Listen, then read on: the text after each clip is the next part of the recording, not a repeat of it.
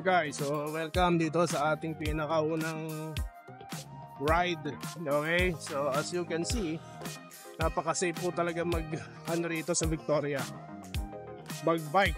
Okay, kahit na anong sasakyan ang dalhin mo, no, talagang safe ka dito dahil well educated po mga drivers.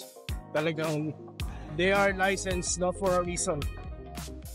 At nakikita nyo naman yung kalsada rito,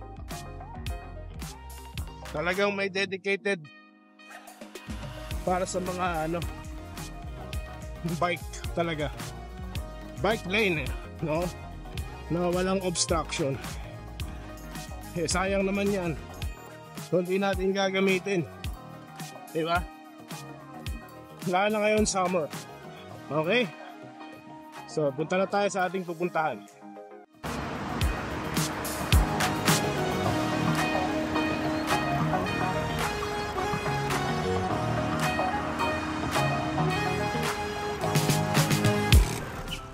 Ayan, may sarili pang stoplight ang mga e-bikes.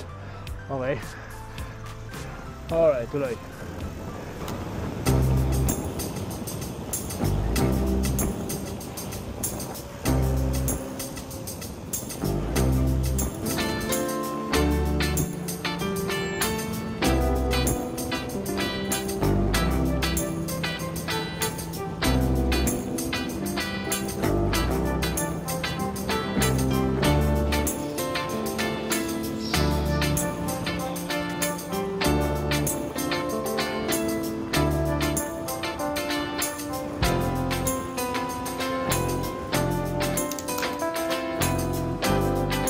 Alright guys, so we're almost there.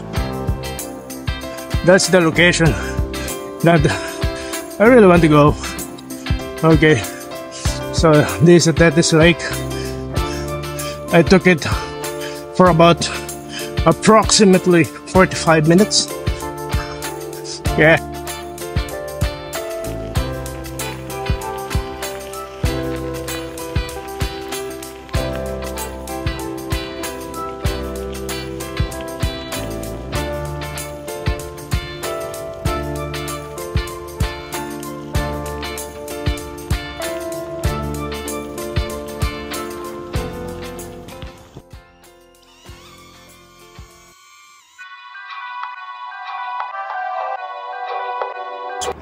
Ito po ang ating destination ngayon, no? Dadaki pinangako ang ating MTB vlog, no? Ito na po yung simula. Pinakaunang location, Tethys Lake. Isa sa mga magandang pasyalan po rito sa Victoria, no? At sinubukan natin paliparin si drone. Yun na nga lang, hindi po kaya yung air pressure, no? So talagang limitado lang po talaga siya.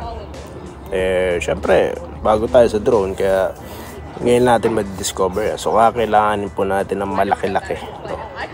Pero not so rush, no? Or not so fast. The moment na makabisado na natin, dadaan tayo sa matinding training bago tayo bumili ng malaki, no? Para makuha na natin yung buong palibot. Okay, so yan po guys muna ang ating